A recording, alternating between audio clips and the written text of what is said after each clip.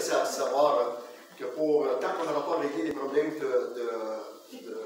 de pouvoir voir le culte en direct, on va passer par mon téléphone et je vais rediffuser dans l'après-midi pour les frères et les sœurs qui sont absents ce matin. Mais juste nous rappeler aussi que on a eu un nouveau bébé nœud dans l'église cette semaine. Gabrielle, elle a accouché, alors... elle va s'appeler Rose. Rose, très grand-maman Céline. Arrière-grand-mère 2 fois, là? 3 fois? Oui, 2 fois. 2 fois. Tu vas être contente? Ben oui. Amen. Gloire à Dieu. Alors, priez pour Jonathan et Gabrielle, s'il vous plaît. Alors, et aussi, pour laisser savoir, on va débuter. Je t'ai pas préparé ça, mais il y avait 12 personnes qui avaient levé la main pour pouvoir donner leur témoignage sur vidéo dans le petit studio que nous avons. Cet automne, on va commencer. Alors, j'aimerais avoir vos noms et m'appeler. Et je vais faire une séance d'information, savoir comment ça va fonctionner. Parce que ça ne devrait pas durer plus que 10 ou 12 minutes. Pas que ça dure plus que ça, sinon les gens n'écoutent pas les clips. Alors, et le but, c'est de l'évangélisation. J'aimerais aussi vous annoncer que samedi le 11 septembre, dernier blitz d'évangélisation de porte à porte avec l'équipe Jasper et Claude Tremblay. Et il reste 2000 pas. Ça serait intéressant qu'on ait plusieurs personnes de notre église qui viennent assister l'équipe qui est là. Ils viennent seulement qu'une dernière journée pour passer au travers des 2000 pas. Alors, plus de personnes on est, plus d'évangiles de gens qu'on va pouvoir distribuer aux pas et partager l'amour du Seigneur au travers de cela. Donc, mettez ça dans votre agenda, s'il vous plaît.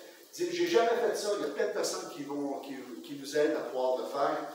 Et c'est de partager l'Évangile. Donc, quelqu'un dira, je vais mettre ça en prière, savoir si le Seigneur veut. Moi, je vous réponds, le Seigneur veut tout le temps qu'on partage l'Évangile.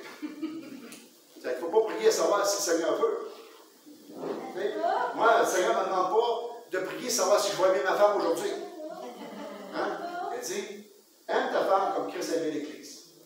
Ma femme me répondra, mais Dieu ne m'a pas demandé dans la Bible de t'aimer par contre. Je dis, tu as raison, mais je t'aime mal.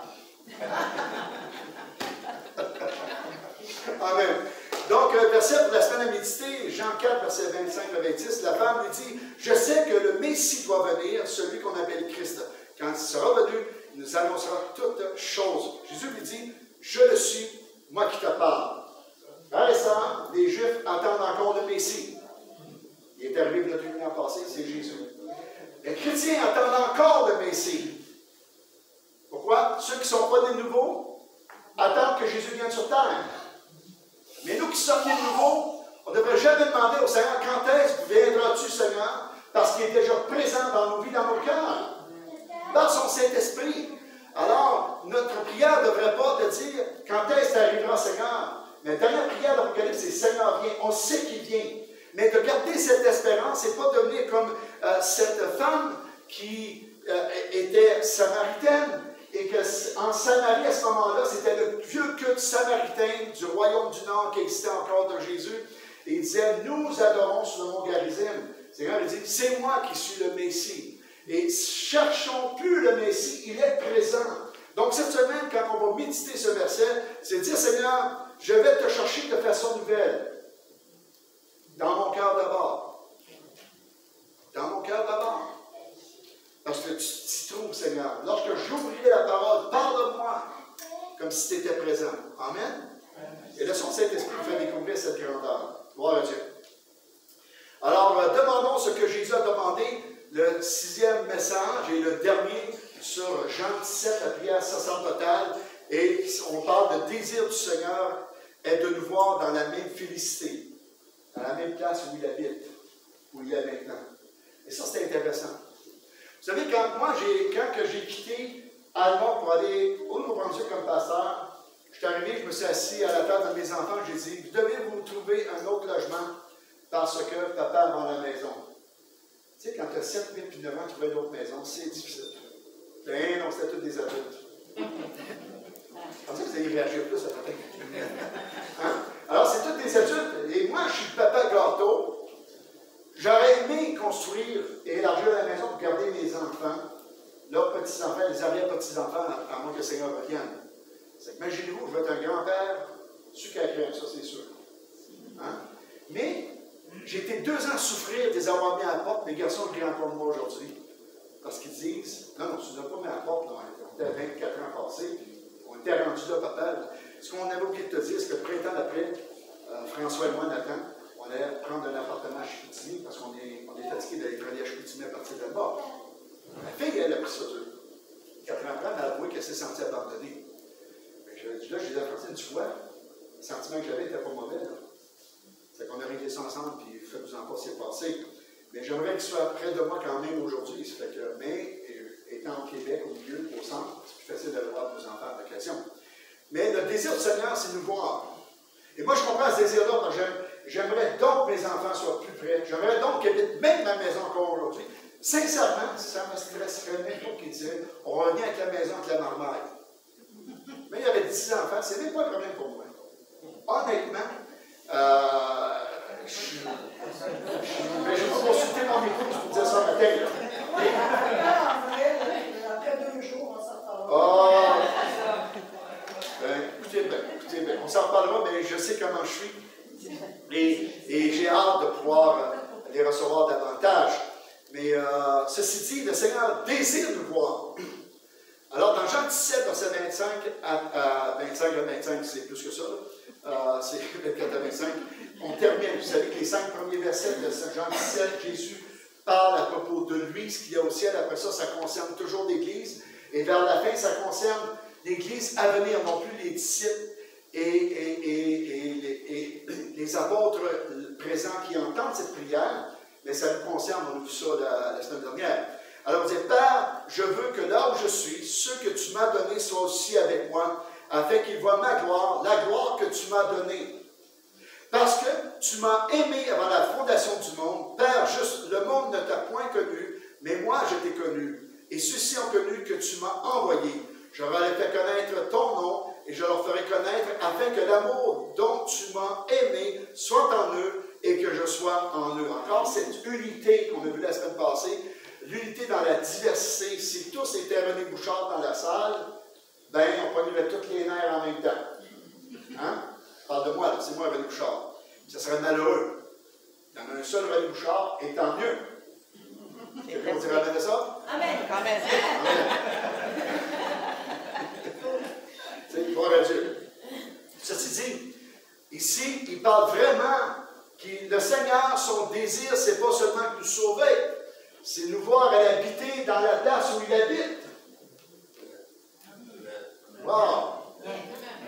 Hein? Imaginez-vous ici.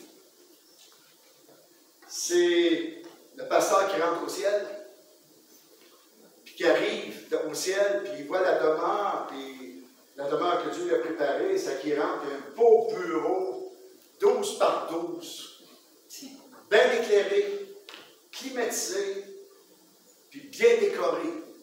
Pas à la René, là, décoré par Dieu, c'est autre chose. Puis là, il est content. Après 3000 ans, il sort de là, puis il voit le chauffeur d'autobus qu'il voyait qui venait à l'église chez eux.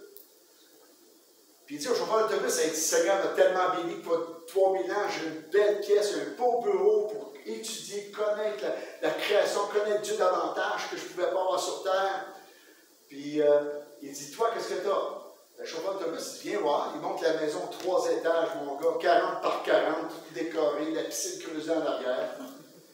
Fait que le pasteur demande une audience à Dieu, fait que c'est 1 an après, il passe en audience. Puis il dit, moi je ne comprends pas. Toute ma vie sur terre, j'ai prêché, j'ai prié, j'ai cherché la face, j'ai essayé de faire du bien au mieux que je connaissais. Puis tu me bénis avec une pièce 12 par 12, que je suis très reconnaissant. Mais il dit, chauffeur d'autobus, puis comment c'est ça qu'il y a une maison 3 étages, 40 par 40, avec la piscine creusée? Tu dis, c'est bien simple, mon ami. Il dit, toi, pendant que tu prêchais, des gens dormaient, pendant lui conduisait, des gens priaient. Alors, je peux vous dire que mon épouse, à l'heure actuelle, va avoir une grande maison au ciel. Parce que toutes les fois que je rentre pour aller travailler pas dans le garage, mais plus pour moi.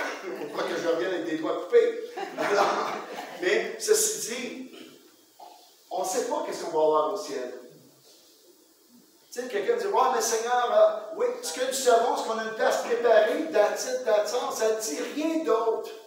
Donc, tout ce qu'on dit, ça paraît spirituel, mais ça n'est pas en tout. C'est juste notre espérance qu'on voit à travers de nos yeux physiques, de notre besoin, que ce qu'on a peu sur terre, on va l'avoir au ciel. N'est-ce pas? Mais moi, ce qui me promet ici, c'est de connaître davantage le Seigneur, cette unité avec le Père, en présentiel, pas juste spirituel. C'est qu'est-ce qui est promis ici. Donc, sur Terre, à l'heure actuelle, on n'est pas en présentiel, c'est-à-dire voir Dieu physiquement, on le vit au travers de son Saint-Esprit. Il dit, Père, je veux que là où je suis, ceux que tu m'as donnés soient aussi avec moi. Donc, Jésus n'est pas égoïste. Il veut, et le pire, il me connaît, puis il veut que je sois avec lui.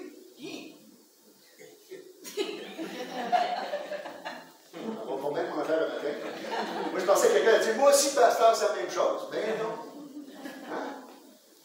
Il me connaît ici, il m'a forgé. Il connaît toutes mes coutures. Il connaît mon cœur, il connaît les mauvaises choses de ma vie, il connaît les bonnes choses de ma vie.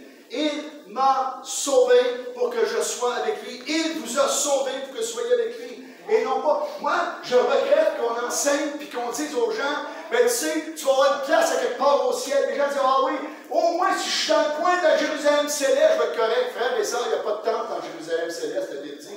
Car Dieu est le temple, que tu sois au milieu de Jérusalem ou dans la fin, tu es en pleine présence de Dieu. Et pourquoi me contenter des miettes qui tombent autour de la table, plutôt de prendre le festin que Dieu m'a promis? Donc, il nous a promis tous le même festin. Il dit, dans le ciel, il y a des tâches différentes. C'est pas que la Bible enseigne en passant. Durant le millénaire, il y a des tâches. On va avoir des tâches parce qu'on va venir régner pendant 1000 ans. Ça, il n'y a pas de problème. Mais dans le ciel, il n'y a pas de tâches. Les gens sont au service de Dieu. Nous, on est là pour profiter de cette félicité, de l'amour et de connaître davantage ce Dieu que nous avons suivi notre vie durant par la nouvelle naissance. Donc, pourquoi au ciel je veux me contenter juste d'un petit? C'est pas bébé grave. Si Dieu me donne juste un petit lit, il va correct. Je regrette mon frère, c'est pas le petit lit que Dieu va te donner. Il va te donner le même lit que tout le monde dans sa demeure. C'est là que je veux qu'on demeure. Alors, pourquoi pas annoncer cette vraie bonne nouvelle que de dire, ben, tu sais, certains chrétiens vont être au ciel, vont être juste une petite place parce que on ne parle pas des récompenses. Les récompenses, c'est une chose qui est relative à notre obéissance biblique, à la parole de Dieu. Et Paul en parle dans 2 places en Corinthiens.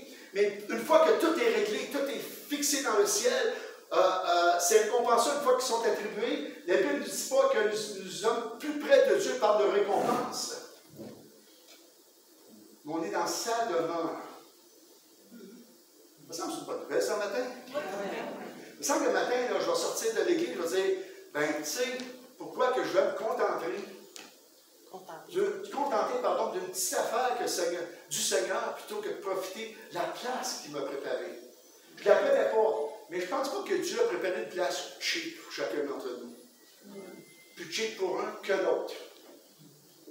Et je ne crois pas que la place d'un pasteur est supérieure d'un frère dans l'Église. Savez-vous pourquoi? Parce qu'on va être jugé plus sévèrement, nous les pasteurs, parce qu'on va écarter les gens dans des mauvaises voies lorsqu'on se trompe théologiquement. On va être redevable devant Dieu. C'est pour ça que j'ai prié tantôt. Garde-moi d'une parole qui pourrait décourager un frère ou une sœur, parce que je suis humain. Mais c'est cette place-là que le Seigneur désire nous voir. Amen? Gloire à Dieu. Alors, vivre avec Jésus dans la demeure de son Père, le deuxième sujet, c'est voir cet amour en personne et non plus par procuration de l'Esprit Saint. Là, on est par procuration de l'Esprit Saint pour connaître Dieu. Mais un jour, c'est différent. Donc, vivre dans la présence de Dieu. Jean 14, verset 1 à 6. Que votre cœur ne se trouble point. Croyez en Dieu et croyez en moi. Il y a plusieurs demeures dans la maison de mon Père. Si cela n'était pas, je vous l'aurais dit. Je vais vous préparer une place. Et lorsque je m'en serai allé, que je vous aurai préparé une place. Il y a plusieurs places dans la demeure de mon Père. Hein? Plusieurs demeures dans la maison de mon Père. C'est pas que tu auras une maison à part par récompense de ta vie chrétienne. Parce que nous allons habiter la demeure de Dieu. Pas de maison en dehors de la demeure de Dieu. Dans la maison de Dieu, on va avoir des chambres. Hein? C'est pas la maison, 3 étages, 40 par 40 ici. Mais j'ai hâte de voir cette pièce magnifique que Dieu nous a préparée tous ensemble, qu'on soit dans la demeure de Dieu. Et ça, c'est en raison de quoi? C'est en raison que dans l'Ancien Testament, David invitait les gens à manger à sa table, de demeurer avec lui et de profiter de ce qu'il avait. Un des fils de Jonathan, qui était handicapé, après les guerres, ben, David a pris sous sa charge, à cause de l'amitié qu'il avait avec Jonathan, et il mangeait tous les jours à la table du roi. Ceci peut dire deux choses. Soit qu'il y avait une place près du château, du royaume, et on lui servait la nourriture, il n'y avait pas à la qualité, à la demander, ou soit qu'à tous les jours, il allait vraiment manger véritablement à la table. Les deux propositions sont valides dans l'hébreu. Mais il n'allait pas à l'autre bout de la ville pour manger. Donc les gens qui voyaient rentrer Jonathan, ils savaient où il allait manger. Ils disaient, ça c'est le fils de Jonathan qui va manger avec David. Nous allons être dans cette présence. Et pourquoi vouloir se contenter d'une petite chose? Dis-moi, mais si la chambre est 12 par 12, on va dire, regarde, elle va être plus magnifique qu'une chambre 6 par 6. Elle va être plus magnifique qu'un château. Parce qu'on va être dans la demeure où habite Dieu. C'est ça la promesse, c'est pas en bas de ça. Donc, je ne peux pas désirer et prêcher, dire, non, quand que tout va être réglé, il y en a qui vont servir près de Dieu, d'autres vont être des portiers, d'autres vont être ci, d'autres vont être ça. La Bible ne nous donne pas cette espérance à nulle part. La Bible, la parole de Dieu nous dit que nous sommes sauvés par grâce et le désir de Jésus et qui prie son Père, c'est qu'on a l'habiter dans la même demeure que lui demeure, voir la gloire de son Père et sa gloire, définitivement. Frères et sœurs, pourquoi qu'on descend au standard? Ben, tu es prétentieux si tu dis que tu vas habiter dans la demeure de Dieu. C'est pas moi qui le dis, c'est la prière de Jésus. C'est son désir. Vous savez, quand j'invite quelqu'un à manger, je lui dis, je veux t'avoir à dîner. Il dit, ouais, mais je ne veux pas te déranger. Si je t'ai invité, c'est parce que ça me dérange. Bon. Tu sais, les 10 septembre, ça vient, hein? Je commence à inviter les gens à la maison. Alors, s'il vous plaît, je vous dis encore, lorsque je vais vous inviter, ne pensez pas que ça nous dérange. Si on vous invite, c'est parce que ça ne nous dérange pas. De toute façon, je vais demander à Francine qu'elle fasse tout. Ben non. On fait ça ensemble, on vous reçoit, ça va nous faire plaisir. En passant chez nous, c'est pain ordinaire. Et ça nous chauffe à l'hôpital. Je devrais vous dire, on va vous demander qu'est-ce que vous désirez, payez pourquoi nous dire. Si c'est trop difficile, ben, je vous inviterai à venir me montrer comment faire à la maison. On va faire ça ensemble. Il faut être ensemble. On est ensemble ce matin. C'est ça qui est. Le repas est juste un prétexte pour d'être ensemble. Le contexte, c'est d'être ensemble. Alors, je reviendrai, je vous prendrai avec moi afin que là où je suis, vous y soyez aussi. Vous savez où je vais, vous en savez le chemin. Thomas lui dit, Seigneur, montre-nous où tu vas et comment pouvons-nous en savoir le chemin. C'est lui qui a posé la question la plus importante de toute la Bible, c'est Thomas. Jésus lui dit, je suis le chemin, la vérité et la vie. Nul ne vient au Père que par moi. Extraordinaire. Extraordinaire de savoir que Dieu nous désire et que Jésus est ce chemin qui nous emmène. Et ce Jésus de la parole, qui est Dieu lui-même, nous dit, là où je suis, je veux que vous y soyez aussi. Et Père, je veux qu'ils voient la gloire que tu as, la gloire que j'ai au ciel, la gloire que tu m'as donnée, et que cette gloire soit partagée sur eux. Oh, la gloire de ta présence nous inonde de puissance, tendre Père, nous voici par ce chant de louange, tu nous combles, ô notre Dieu, et ta gloire remplit ce lieu. Connaissez-vous ce chant-là? Oui. Ah, c'est pas un vieux nouveau chant, là, vous savez. Amen. Oh, Dieu. Tu l'as modifié un petit peu, là? Comment? Tu l'as modifié un petit peu. Ah, c'est juste pour te faire plaisir, ma belle. Oh, Dieu. Romains chapitre 8, c'est la seule que j'appelle ma belle dans l'Église, c'est mon épouse en passant. Alors, Romains 8, 17. Or, si nous sommes enfants, nous sommes aussi héritiers, héritiers de Dieu et co-héritiers de Christ. Si toutefois nous souffrons avec lui afin d'être glorifiés avec lui. Frères et sœurs, j'ai une mauvaise nouvelle ce matin. Le chrétien va souffrir sur terre.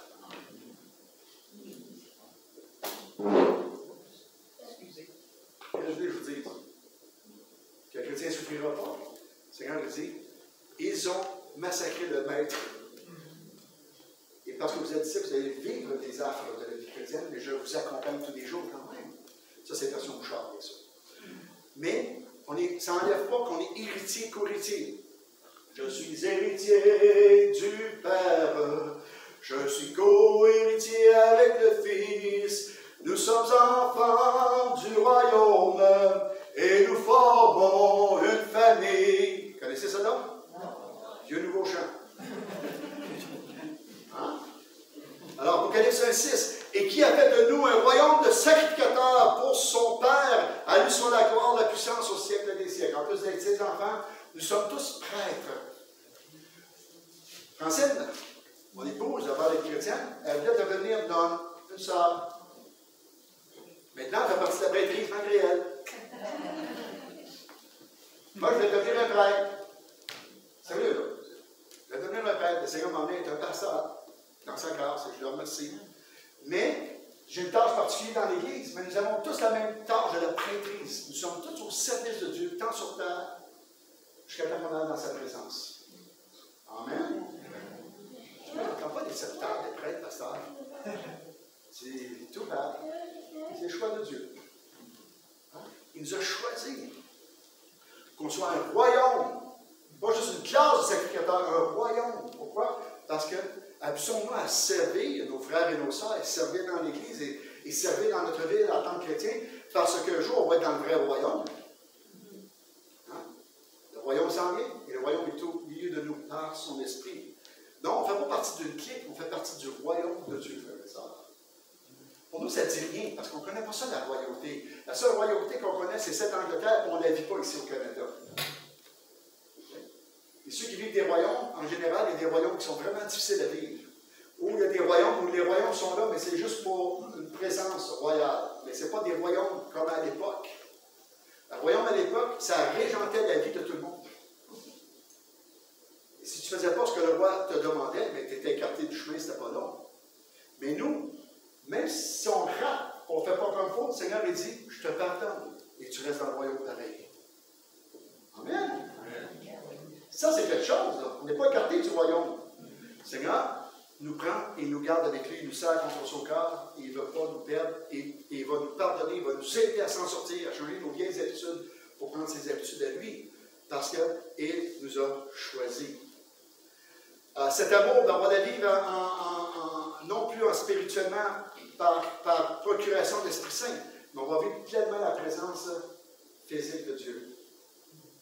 Et j'ai hâte. Matin, j'étais tellement content de pouvoir célébrer avec vous, là. Parce que cette semaine, la semaine de vacances, ça a été. Je suis fatigué de mes vacances, c'est sûr. J'étais hyper actif, puis là, on me demande d'arrêter. Puis quand on m'arrête de même, ben, il y en a un qui souffre dans la maison, c'est mon épouse. Hyperactif, c'est hyperactif, hein? Je peux-tu vous le dire? Avez-vous des hyperactifs dans vos familles? Ouais? Ça bouge en moyen temps, hein?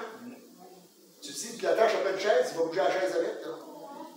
Pourquoi? Parce que j'ai besoin. Et cette semaine, Dieu merci, Dieu m'a emmené beaucoup de visites depuis 2 semaines, qu'on n'avait pas d'habitude d'avoir. C'est que ça a changé un petit peu ma routine, mais de revenir à matin, puis c'est pas que je ne me sentais pas en vie, mais je suis bien avec chacun d'entre vous, frères et sœurs.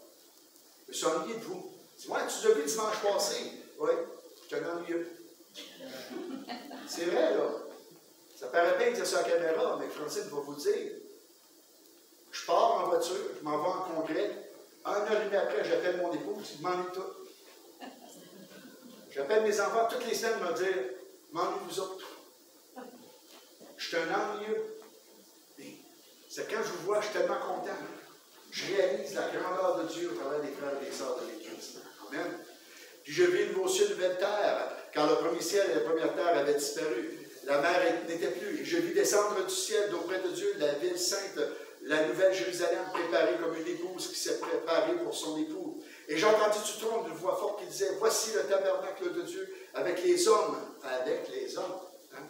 Il habitera avec eux, ils seront son peuple. Et Dieu lui-même sera avec eux. Il essuiera toute l'âme de leurs yeux, et la mort ne sera plus, il n'y aura plus ni deuil, ni cri, ni douleur, car les premières choses ont disparu. Et celui qui était assis sur le trône dit, voici, je fais toutes choses nouvelles, et dit, écris, car ces paroles sont certaines et véritables. Et il me dit, c'est fait.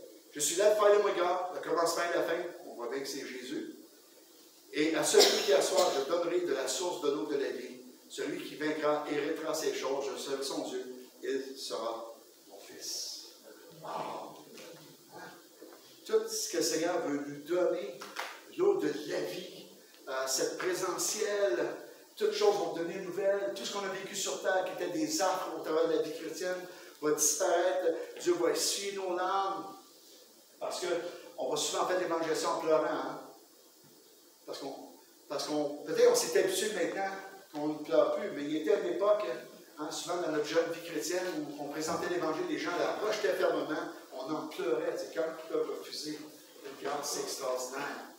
On dirait que le diable nous a habitués à la dureté de cette chose-là où on endurcit notre poing. On devrait encore pleurer pour les gens qui sont perdus de nos familles, encore, parce que le Seigneur va venir bientôt, frères et sœurs. Mais la dernière instance de sa prière de Jean 17, c'est littéralement, j'ai hâte de ce jour où on va être ensemble. Vous n'entendrez plus parler juste de ma gloire, vous ne lirez plus juste ma gloire, vous ne verrez plus juste ma gloire. Je demande à de le voir, je laisse avancer. Vous ne vivrez plus seulement que la gloire au travers de la procuration du Saint-Esprit qui est dans vos cœurs, mais je veux que là où je suis, vous y soyez aussi. Ah, quelle prière extraordinaire! Quelle prière que le Seigneur nous démontre tout cet amour dans sa prière pour dire au Père, écoute mon Père, moi je ne veux pas rentrer tout seul au ciel. Je ne veux pas ça. Ce que tu m'as donné, ils vont entrer avec moi. Pour te voir et voir qui j'étais avant que le monde fût créé. C'est quelque chose, pensez-y. Imagine-toi que tu as quelqu'un là, qui est très important à la ville. Puis qui arrive à la ville, puis va dire à la ville, j'ai une annonce à vous faire. Parce que si vous voulez m'avoir comme mère, vous devez accepter ceci. C'est la seule façon que je vais rentrer à l'Amérique.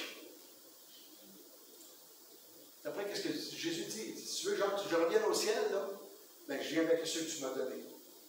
Ils ne seront pas en arrière-terre. Il connaît tellement son Père et le cœur du Père, son amour, il sait que sa prière va être exaucée.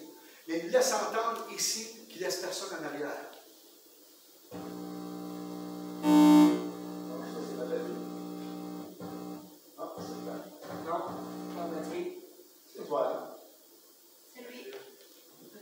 C'est important ici, c'est de comprendre que ce désir-là est un désir que Dieu, que Jésus fait, même s'il nous connaît sur tous nos corps, c'est tout un amour. Relisons Jean 17 cette semaine pour se réapproprier ce que nous avons vu depuis les 6 dernières semaines. Et la semaine prochaine, je commence une série pour septembre qui s'appelle « Examinons-nous ». Je vous dis tout de suite, c'est difficile.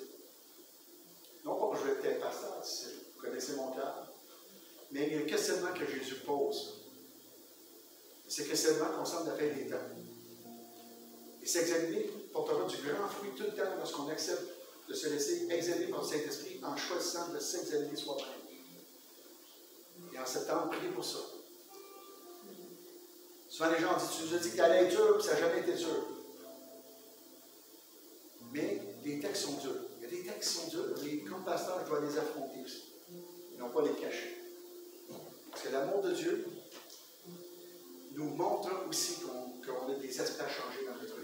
Par amour, il nous le dit. Si Dieu ne nous aimerait pas, il ne s'occuperait même pas de ça. Il veut toujours que nos vies soient transformées à la lumière de Christ. Je vous fais des peurs, c'est pas si terrible que ça quand même. Marchons au terre. Seigneur, touche nos vies par ce message ce matin. Qu'on puisse réaliser ton choix. Ton choix n'était pas seulement de nous mourir au calvaire, de nous sauver, mais aussi que nous soyons avec toi dans la demeure de ton Père. Seigneur, nous ne voulons pas nous contenter des pièces qui tombent de la table éternelle du repas, du festin céleste. Mais nous voulons avoir ce que toi tu désires pour chacun d'entre nous. Et non pas parce que nous sommes orgueilleux, mais parce que nous ne voulons pas t'offenser en disant des choses et en diminuant la part que toi tu nous offres. Tu nous l'offres et le désir de notre cœur, c'est pas de regarder l'enveloppe du cadeau, mais le cadeau en entier. Le salut, l'enveloppe, l'intérieur, c'est d'être dans ta présence, dans ta demande. Seigneur, le plus tard possible, le plus tôt possible dans l'enlèvement d'Église. Mais merci encore. Merci que tu nous as fait savoir ton cœur dans ta prière. Et on remet le reste de cette assemblée entre tes mains. Au nom de Jésus. Amen. Terminons en louange.